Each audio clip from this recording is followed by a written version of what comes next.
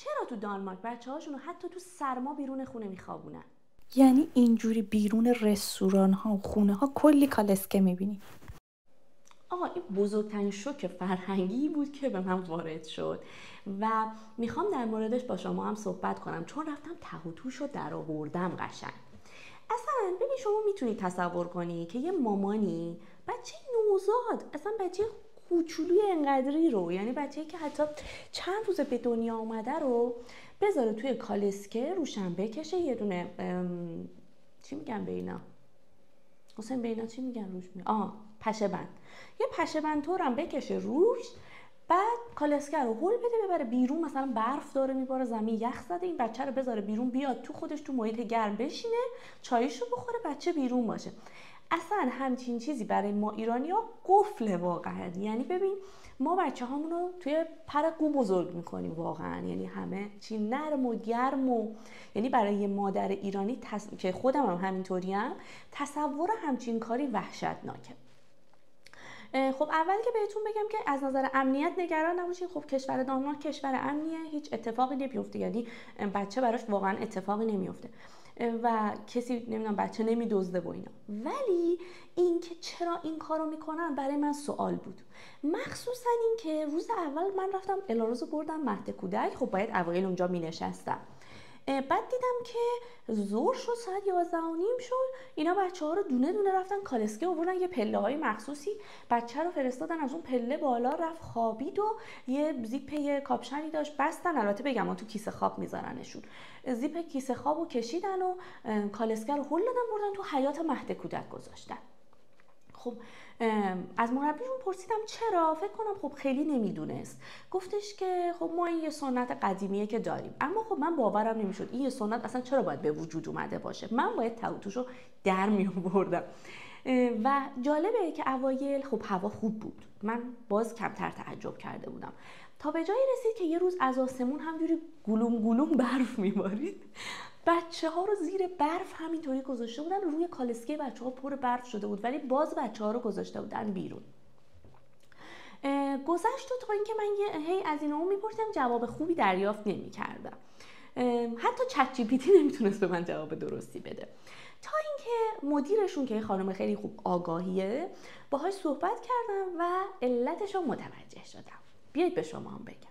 خیلیاتون اینو میدونین که دانمارک یا کشورهای حال حوزه اسکاندیناو یا شمال اروپا کلا کشورهای سرد و مرطوبی هستن و زمستون ها باید تمام در و پنجره ها بسته باشه که انرژی و گرما هدر نره و این باعث میشه که خونه ها، پنجره ها بخار کنه. توی سیستم خونه های جدید خب این تهویه وجود داره و این تهویه باعث میشه که هوای خونه همیشه فرش باقی بمونه. اما یه زمانی مثلا اوایل قرن 20 تو دهه‌های 1920 1930 خونه ها کوچیک‌تر می‌شدن، هوای خونه ها یکم محدودتر می‌شده و این عدم تهویه مناسب که مجبور بودن در و پنجره ها رو مخصوصا توی زمستون خیلی محکم ببندن، باعث می‌شده که بخار کنه تو خونه حتی کناره های دیوارا اینا قارچ بزنه و هوای خونه کلا هوای سنگین و آلوده‌ای باشه. و حتی توی این دوره تعداد مرگ و میر نوزادا و بچه هاشون در اثر بیماری های تنفسی مثل زاتوریه به شدت افزایش پیدا کرده بوده. اینا اومدن گفتن خب ما چی کار باید بکنیم؟ خب دیدن که اوکی، بچه رو که خب اون زمان حالا خیلی هم مهد کودک و اینا نبوده که بچه رو ببریم بیرون، ببریم پاساژ، ببریم این ور اون، خب بیرون سرد بوده، حالا نمیتونستن خیلی بچه رو ببرن بازی و اینا بیرون. نوزاد و بچه همه تایم توی خونه بوده. اومدن گفتن اوکی چند ساعت بچه رو موقع خوابش بذاریم بیرون، یعنی پزشکاشون اومدن این توصیه رو کردن، بپوشونیدش قشنگ که سردش نشه، صورتش بیرون باشه، بذاریدش بیرون که موقع خواب هوای تمیز و سالم تنفس کنه. بعد این بوده که این سنت شکل گرفته. بعد که بچه ها رو گذاشتن بیرون، دیدم به شکل چشمگیری اصلا بیماری های ویروسی داره تعدادشون کم میشه و اصلا ایمنی بچه ها داره افزایش پیدا میکنه، نیازشون به دارو داره کم میشه، بعد خواب با کیفیت دارن. نمیدونم تا حالا شما توی بهار خواب توی هوای یکم خنک و سرد زیر یه پتوی گرم خوابیدین؟ ببین واقعا میچسبه. خوابی که توی این حالت وجود داره یه خواب با کیفیت، هم زود خوابت میبره، هم خوابت خیلی دلچسبه. خب این برای بچه‌هام هست. یعنی واقعا ما الاروزو یه وقتا که تو کالسکه بیرونیم باهاش، توی هوای خنک خیلی زودتر خوابش میبره تا توی اتاق خوابش که حالا هوا گرم تره. پس دیدن که کلا از همه نظر برای بچه‌هاشون این بهتره. و واقعیتش هم بهتون بگم بچه‌ها، با اینکه اینا بچه‌هاشون رو میذارن بیرون میخوابن، آدم انتظار داره که خیلی سرما بخورن، ولی واقعیتش اینه که بچه‌هاشون خیلی کمتر مریض میشن و نیاز به آنتی بیوتیک و دارو پیدا میکنن. خلاصه این اتفاق انقدر براشون جواب بود، دیدن از همه نظر خوبه، که تبدیل به یه سنت و فرهنگ شده براشون. و کلا اینجوریه که دانمارکی‌ها راز رشد سالم و سلامت و شادابی بچه‌هاشون رو خواب با کیفیت میدونن که این روش باعث میشه خواب با کیفیت تری هم داشته باشن.